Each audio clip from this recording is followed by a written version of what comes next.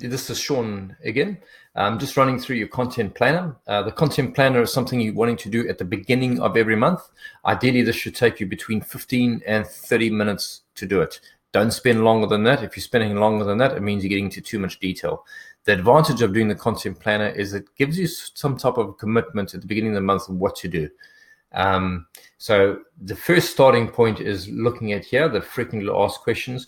In your industry, what are the frequently asked questions? So, and I don't know what your industry is, because this is a general video. So let's just put some common questions there.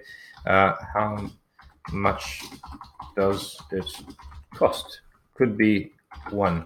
A second one could be for how long am I limited? A third one could be, well, it's hurt me. Maybe you're doing dentistry work. It hurt me.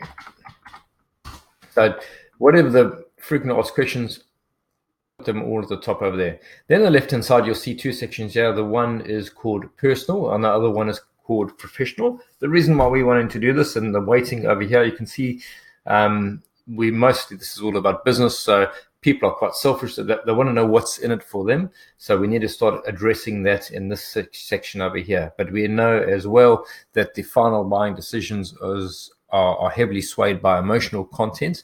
So we really do want to have some personal aspects in here as well, so that people understand who you are and they're resonating with you. So just two sections here, personal belief and good or bad experience. So if we take the first one, for example, how much does it cost? A personal belief. Well, I have a personal belief here, and that happens to be it is really difficult to judge cheap versus a good price. I just want to put a heading in here, jogs my memory what I have to create some content with. So when you're out there, you don't always have to buy the most expensive, because sometimes the most expensive isn't actually the best value, and they've just made it expensive because they can get away with it. And the same with cheap. Sometimes cheap means really cheap. Sometimes cheap means, well, you actually get a really good product that suits your needs. So it's quite difficult judging between the two of them. A good or bad experience. So here, recently I've just redone part of my roof. So I put replace roof, went for lowest cost, but nicest guy. Results.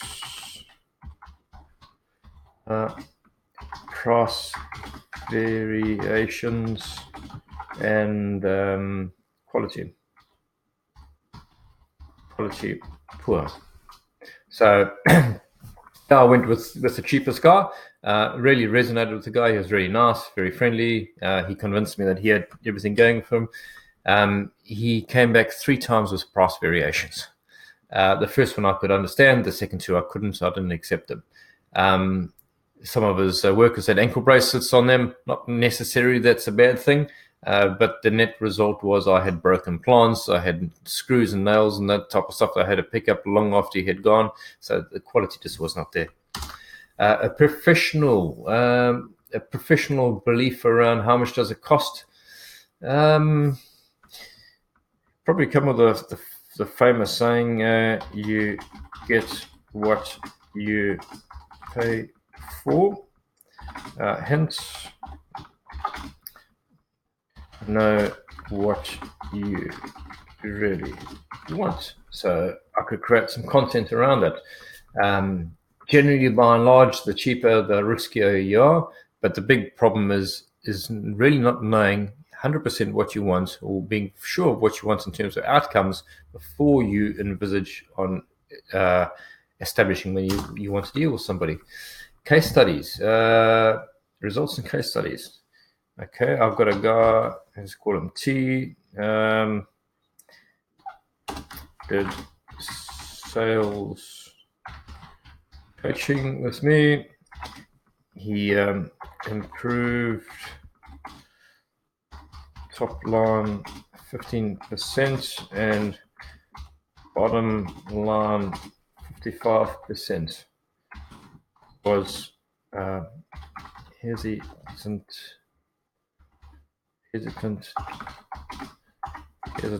to start. Typing is not my strong point. This guy in particular, he was quite hesitant for him to start on the coaching program.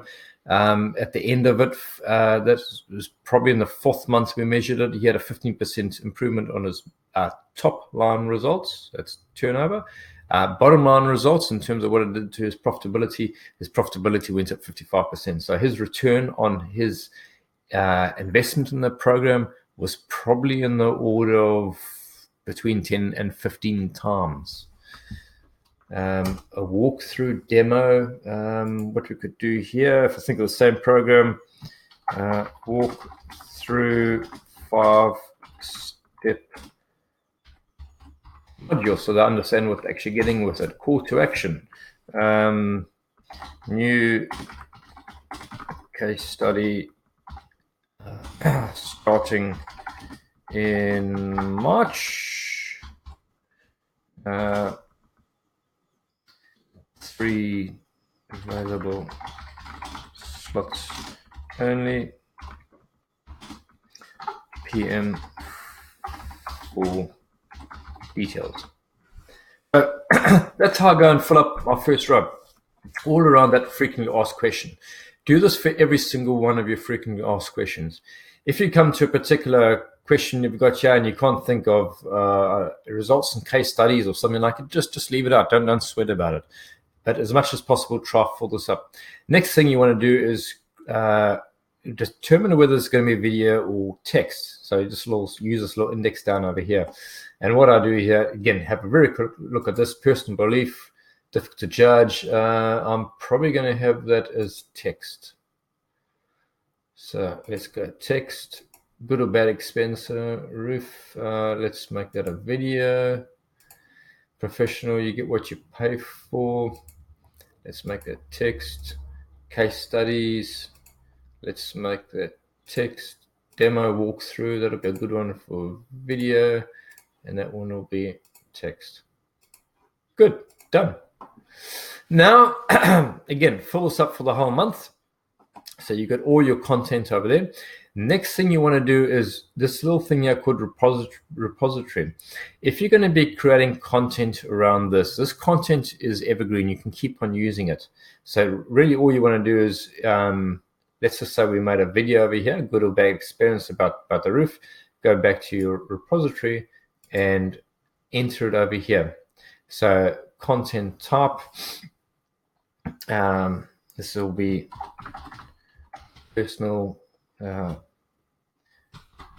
experience, title, roof. So what it was, it's a video, a link. Where have you posted it? I recommend something like YouTube. If you want to put any information there, it's fine. If for some reason this expires at some date, you can enter it over here. But all this means here is you've got a database that you'll start building up here, so you don't have to go and create this content all the time. Because as you can imagine over here, and let's just put this down for March. When you come to, for example, your May one or your June one, some of this content you may just go rehash again. Just take exactly the same thing out and just plonk it in again, and that'll save you a huge amount of work.